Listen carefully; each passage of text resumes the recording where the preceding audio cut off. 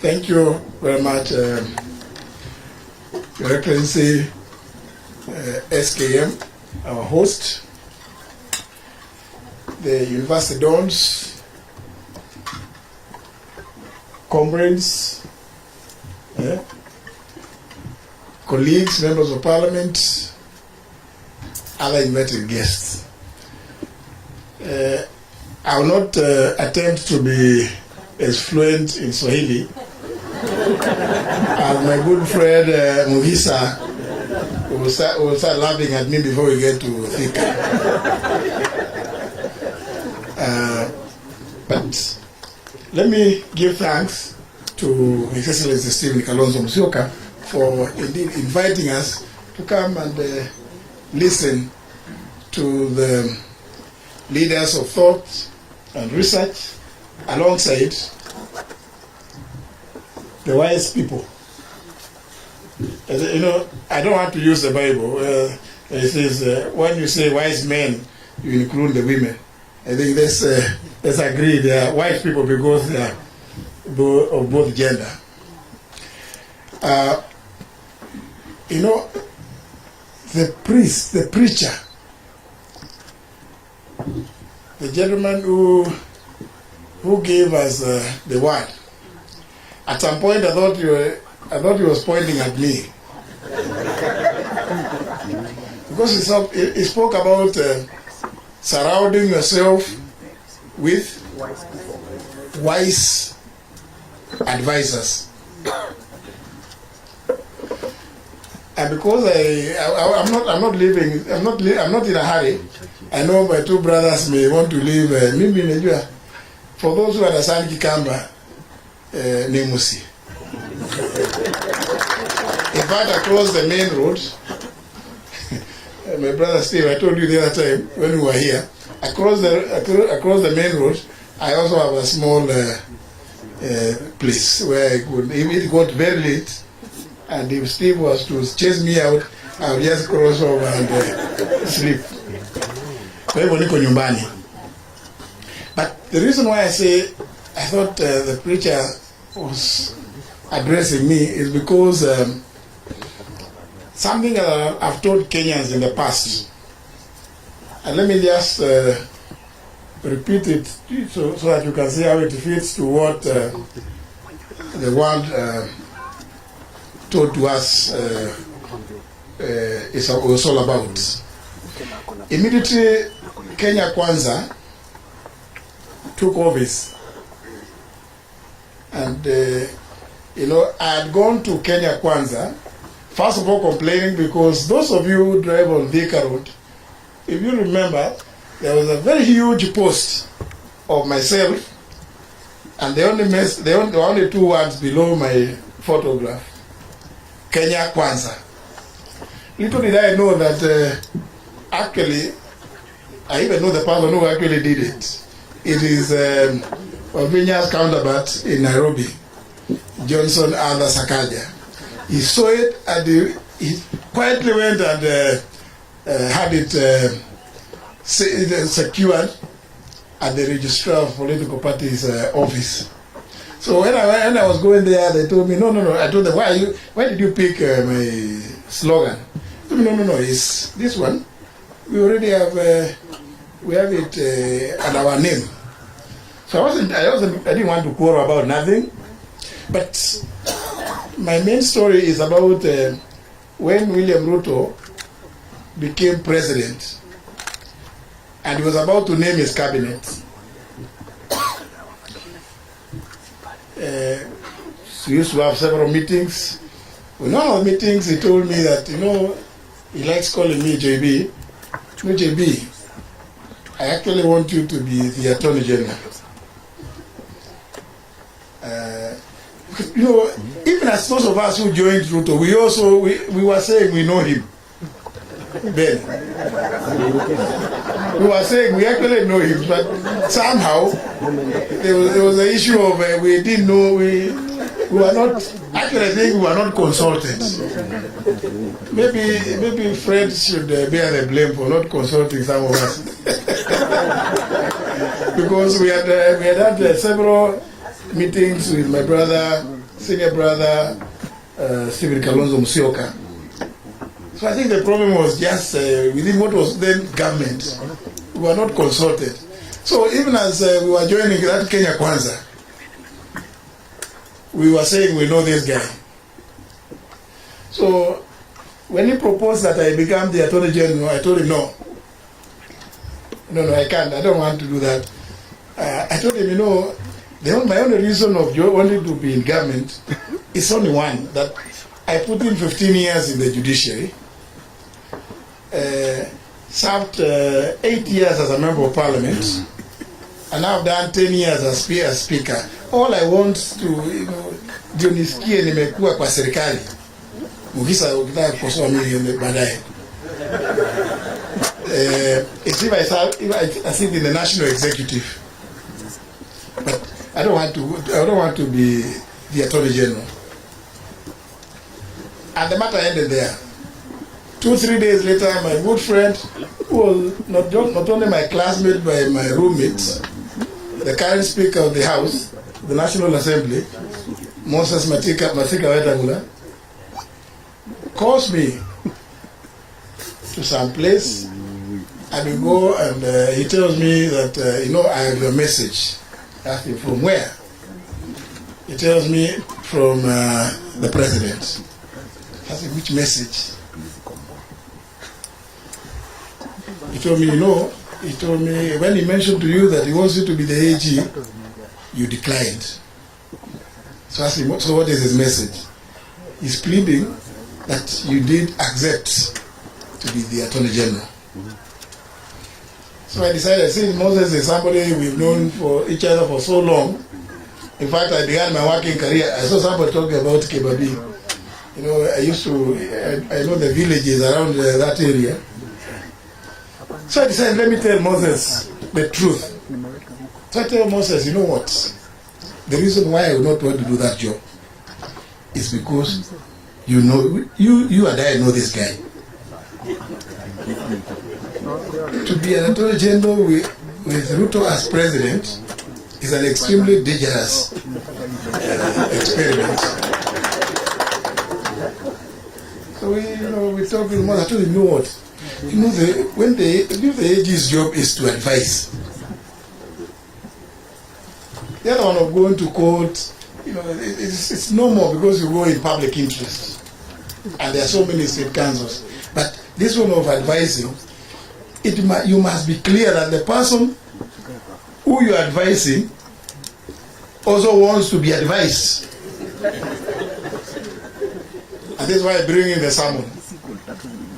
That, you cannot advise somebody who cannot accept advice or take advice. So, because Moses told me now that is hiyo ni kali, siwezi kumwambia hivyo, wacha nimwambie tu bado nakataa. So when we met later, again, ananiambia sijamalizana na wewe JB, unajua anakunywa chai mingi. Tukaenda kaketi tena chai mingi.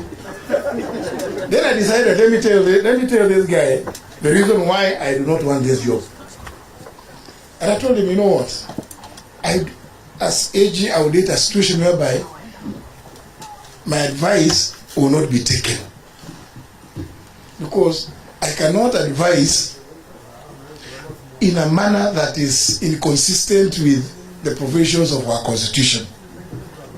And what I fear about you, now I told him direct, is that, I may give you advice which you may not like. Na tutakosana. What the guy told me? Exactly, JP, that's why I want you there. I want somebody who is firm and who is never shaken. Now, my friend Mugisa, kama mtu amekwambia ati hiyo ndio sababu anakutaka pale, so nikamwambia, if you promise that you will never interfere with my advice, my work as Attorney General, then you can go ahead and announce the cabinet. Because my stories are long. I'll not go beyond that. And you can see why this sermon I felt was quite appropriate. You must surround yourself with wise men, wise advisors. And also, you see, within the context of governance, people must appreciate the country. That the country is bigger or greater than any one individual. It does not matter. We've been told about issues about in fact, it's His Excellency who told us about the $1 people living below $1 a day. If that cannot concern you in leadership, such that whatever it is, whatever decisions you take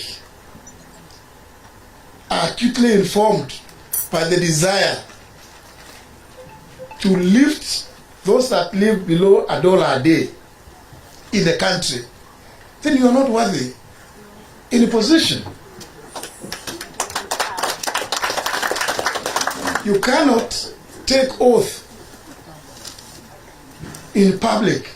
And of course, remember our constitution says the president must be sworn between the hour of 10 a.m.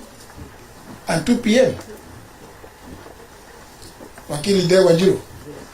So you take oath in broad daylight to protect, preserve, uphold, and defend the Constitution. Among other things, also the dignity of the citizens. And then, soon thereafter, human life means nothing to you. Human life means nothing to you. That you watch human life being taken away. What they say in Kiswahili, again, kiholela. Surely. And you want people to keep quiet so that you can remain in leadership? I'm sure, my good brothers and sisters, you'll agree with me. When it gets to that, you must take a position. You must take a position. Because who is it you say you are sitting there planning for? If these are the people merely for expressing their opinions themselves about the university funding model, about the high taxes, that becomes a reason why you will take away their lives. And I keep saying, I was lucky that I was able to run to William Ruto. I tell him, William Ruto, I sent you a message last night at 3 a.m. I told you my son was abducted. You have not responded. He says, oh, my phone crashed, there are too many messages. And then I tell him,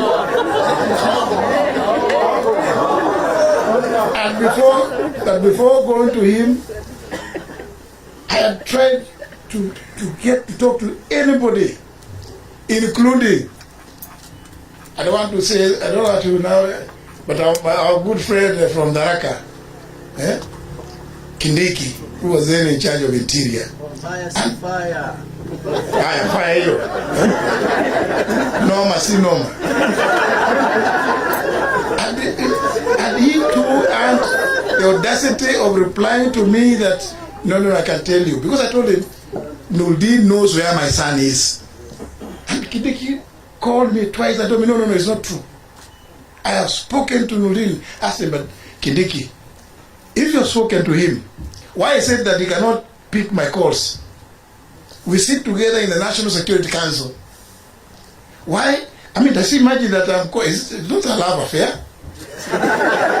Since last evening, I've been trying to call him and he cannot answer my calls. So I I go, given that situation, Muhisa, I drove to State House. I told Kasongo, look, my son was picked, and then he's telling me, oh, my phone crashed. I said, no, just call. Call Nuldin. I'm standing next to him. And he calls Nuldin and says, Nuldin, are you the one holding Muturi's son? I said, yes, sir. I found him, yes. Just release him. And Nuldin says, and I could hear, Your Excellency, in the next 1 hour, you'll be at home. Surely. I imagine how many parents in Kenya have been agonizing to date. For some of them, with you, Wakili Njiro and Dan Manzo, some of them they don't know where their children are. They disappeared without trace to date. They cannot reach William Ruto. I was lucky. I was able to reach him. But isn't it obvious? Does it require any dons? If he calls this one person and he tells him, release him, do we need to go out there asking who has been abducting these kids? I mean, and remember when he was challenged on 27th of December last year at Homa Bay by Raila, he said, I'm going to edit. Much later this year, at the visit, at the press conference they held with the president of Finland, in answer to a question by one of the journalists there, what did William Ruto say? All those who had been abducted have been released and taken to their homes. So Kenyans, do we have any doubts as to who is abducting? Because how would you release someone whom you don't know where they are? I mean, it's obvious. And then when you turn around and purports to set up a committee, you know, that reminds me, Council Njiro, the Latin Maxim, Memo Judex in Cosa Sua. You cannot be a judge in your own cause. William Ruto, we have tremendous respect for Makawa Mutua. Makawa Mutua is somebody we respect. In fact, we were with him in the university. He was a year behind me. But surely, because we know people go through, tunaambiwa siku hizi kuna mwosho moja. I think Makao, my good friend, ameoshwa moja, na hapo ndio shida ya Kenya imeanza sasa. Because it is not possible for you to say you are going to have to do a framework for compensating those who may have been injured or killed during the protests. It is not possible. I'm going to sit and I want to listen more to these great people, Your Excellency. Thank you very much for listening to me. Umesikia jambo kabisa.